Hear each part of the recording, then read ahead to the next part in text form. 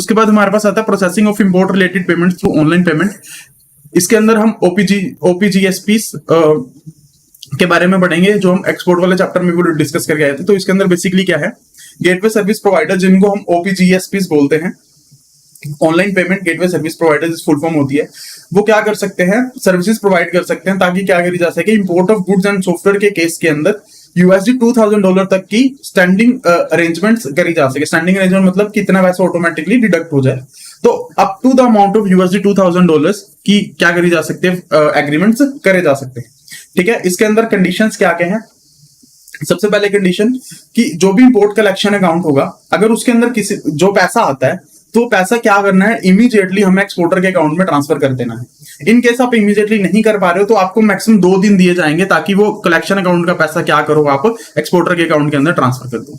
उसके बाद 80 category 1 branch ने क्या करना है, इनवॉइस की कॉपी और एयर बिल की कॉपी लेनी है ओपीजीपीएस से, ताकि ये कंफर्म करा जा सके कि एक्चुअली बेनिफिशियरी कौन था, एंड इंपोर्ट का एविडेंस भी हम कलेक्ट कर सके ताकि उस ट्रांजेक्शन को हम क्या कर सके, अपनी आर रिटर्न के अंदर रिपोर्ट कर सके।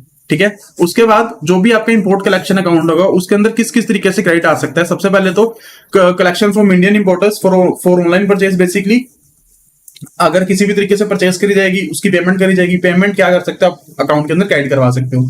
सेकंड चीज, आप सपोज ओवरसीज एक्सपोर्टर को आपने पेमेंट करी थी, ये हमारे परमिटेड डेबिट के अंदर आता है। ठीक है, तो आपने उसको पेमेंट करी थी, उससे ही पेमेंट आपको रिफंड आ रही है, तो वो भी क्रेडिट करने के लिए अलाउ करा जाएगा। तो 2 तरीके से ही पैसा उसमें क्रेडिट करा जा सकता है।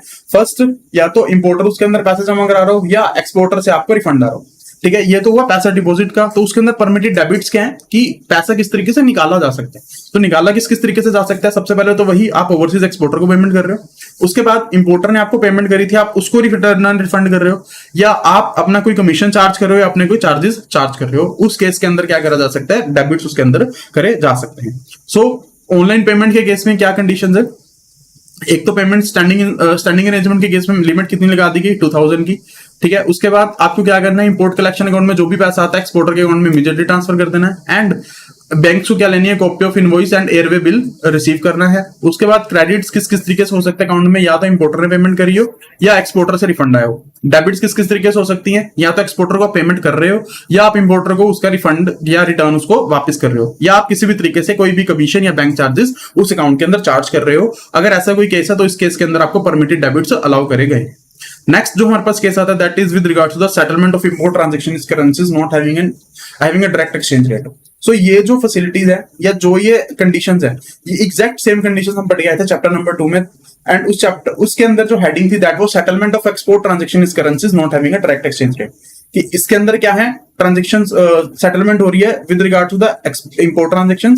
वहां जो गाइडलाइंस थी that was regarding the export transaction, बाकी पूरी की पूरी चीजें सेम है। इंपोर्ट को एक्सपोर्ट वाली चीज को आपने सिर्फ इंपोर्ट से चेंज कर देना है। तो इसके अंदर बेसिकली क्या है, अगर कोई इंपोर्ट ट्रांजैक्शन हो रही है जिसके अंदर इनवॉइसिंग थी, वो तो फ्रीली कन्वर्टेबल करेंसी के अंदर करी गई, बट जो पेमेंट है वो ऐसी करेंसी के अंदर कर रहे हो जो एक्सचेंजेबल तो है, जो कन्वर्टेबल तो है, बट उसका डायरेक्ट एक्सचेंज रेट अवेलेबल नहीं है। तो उस केस में ऐसी ट्रांजैक्शन की सेटलमेंट को अलाउ करा जा सकता है, बट उसके अंदर कुछ कंडीशंस है, 5 कंडीशंस दी गई हैं। 5 कंडीशंस कौन सी है कि जो भी इंपोर्टर है वो क्या होना चाहिए, कस्टमर ऑफ द बैंक होना चाहिए। उसके बाद जो भी आपका इनवॉइस है या कॉन्ट्रैक्ट है वो फ्रीली कन्वर्टेबल करेंसी में होना चाहिए। जो भी बेनिफिशियरी है, मतलब जिसको भी एट द एंड पैसा मिल रहा है, वो किसी और जिस करेंसी में इनवॉइस था उसके अलावा किसी और करेंसी के अंदर पैसा रिसीव करने के लिए रेडी है। एंड जो ट्रांजेक्शंस हैं वो बोनाफाइड है, एंड बैंक भी सेटिस्फाइड है कि transactions are bona fide in nature. उसके अलावा जो भी काउंटर पार्टी है वो किसी भी तरीके से एफएटीएफ पब्लिक स्टेटमेंट का पार्ट नहीं है, या उनकी जो कंट्री है वो हाई रिस्क या नॉन कोऑपरेटिव जुरिडिक्शन के अंदर नहीं आती है। अगर ये पांच कंडीशन सेटिस्फाई हो जाती हैं तो settlement of import transaction in currencies not having a direct exchange rate को भी परमिशन दी जा सकती है।